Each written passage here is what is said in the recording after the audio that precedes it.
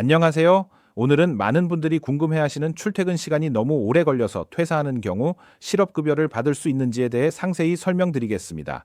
실업급여는 기본적으로 비자발적으로 퇴사했을 때 받을 수 있는 급여인데요. 그런데 출퇴근 시간이 너무 오래 걸리는 경우에는 자발적 퇴사라도 특별히 인정되는 경우가 있습니다. 바로 통근곤란으로 인한 퇴사입니다. 해당 사유로 실업급여 수급 자격을 인정받기 위해서는 두 가지 요건을 모두 충족해야 합니다. 첫째, 통근이 곤란한 사정이 입증되어야 합니다. 처음 입사할 때부터 통근이 곤란했다면 수급 자격은 인정되지 않습니다.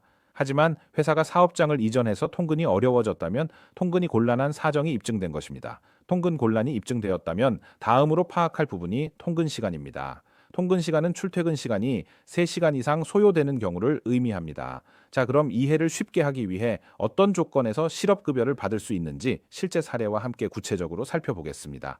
첫 번째, 사업장 이전으로 인한 통근 곤란 사례입니다. 예를 들어 회사가 다른 지역으로 이전해서 통근 시간이 왕복 3시간 이상으로 길어진 경우입니다. 이 경우 실업급여 수급 자격이 인정됩니다. 여기서 말하는 3시간이란 단순히 버스나 지하철 탑승 시간만 뜻하는 게 아니라 환승 대기 시간, 도보 이동 시간까지 모두 포함해서 평균적으로 3시간이 넘어야 합니다. 단, 회사가 통근버스와 같은 교통수단을 제공해서 출퇴근 시간이 3시간 미만으로 단축된다면 실업급여 대상에서 제외될 수 있습니다. 두 번째, 배우자와 동거를 위한 주소 이전 사례입니다. 주말 부부였던 근로자가 배우자와 동거하기 위해 주소지를 옮기게 되었고 옮긴 후에 거주지에서 회사까지의 통근 시간이 왕복 3시간 이상이라면 실업급여 대상이 됩니다. 결혼으로 인한 퇴사 역시 같은 원칙으로 적용됩니다. 다만 여기서 중요한 것은 실업급여 신청 시점에 주소지를 이미 옮겼거나 곧 옮긴다는 것을 객관적으로 입증할 수 있는 서류를 제출해야 합니다. 예를 들어 결혼을 9월에 하는데 미리 7월에 퇴사한 경우라면 주소 이전이 확정되지 않았기 때문에 인정되지 않을 수 있습니다. 세 번째, 정은으로 인한 통근 곤란 사례입니다. 부산에서 근무하던 근로자가 서울로 갑자기 정은을 가게 되었습니다. 이 경우에도 가족과 별거를 해야 하는 상황이고 왕복 출퇴근 시간이 3시간 이상이라면 실업급여를 받을 수 있습니다. 마찬가지로 실제 출퇴근에 걸리는 시간이 정확히 입증되어야 합니다. 네 번째, 부모님 간병을 위해 주소지를 옮긴 경우입니다. 부모님이 최소 30일 이상 간병을 받아야 하는 상황에서 간병을 위해 주소지를 옮기게 되고 이로 인해 왕복 출퇴근 시간이 3시간 이상이 되었다면 실업급여가 가능합니다. 다만 간병 필요성을 입증할 수 있는 병원 진단서 등 객관적 서류가 반드시 필요합니다.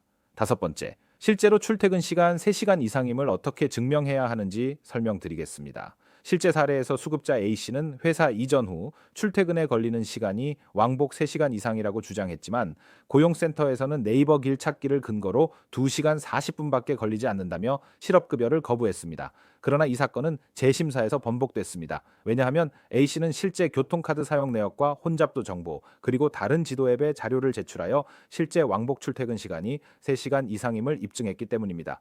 이 사례에서 중요한 점은 네이버 길 찾기 결과만으로 판단하지 않고 실제 출퇴근 상황과 개인이 제출한 자료가 더 중요하다는 것입니다. 단순히 네이버상 길찾기만으로 통근 시간을 계산할 것이 아니라 실제 수급자가 통상의 경로로 통근 곤란을 입증한 것을 재심사위원회가 인정을 했다는 부분입니다. 마지막으로 실제로 통근 곤란으로 실업급여를 인정받은 사례와 그렇지 않은 사례를 간단히 말씀드리겠습니다. 서울에서 서울로 사업장이 이전한 경우는 같은 지역 내 이동이라 실업급여가 불인정된 사례가 있었고 회사에서 제공하던 기숙사나 셔틀버스 제도가 폐지된 경우는 통근 곤란으로 인정되었습니다. 임시로 3개월만 다른 지역으로 발령받았다는 이유로는 확정적 정은이 아니어서 불인정된 사례가 있었습니다. 정리하면 출퇴근 시간이 왕복 3시간 이상이라고 무조건 실업급여가 되는 것이 아니라 사업장 이전, 정은이나 인사발령, 배우자 동거, 부모 간병 등과 같이 정당한 사유가 반드시 있어야 하고 이를 객관적으로 입증해야 한다는 것입니다. 특히 같은 지역 내에서 주소지를 옮기는 경우라면 더욱더 구체적인 자료를 준비해야 합니다. 이상으로 출퇴근 시간이 3시간 이상 걸릴 때 실업급여를 받을 수 있는 조건과 사례들에 대해 꼼꼼하게 살펴봤습니다. 단순히 네이버나 지도 검색 결과만을 근거로 하지 마시고 실제 교통카드 내역이나 구체적인 근거 자료를 반드시 준비하셔서 불이익을 받지 않도록 해야 합니다. 오늘의 설명이 실업급여 문제로 고민하시는 분들께 조금이나마 도움이 되었으면 좋겠습니다. 지금까지 민승기 노무사였습니다. 감사합니다.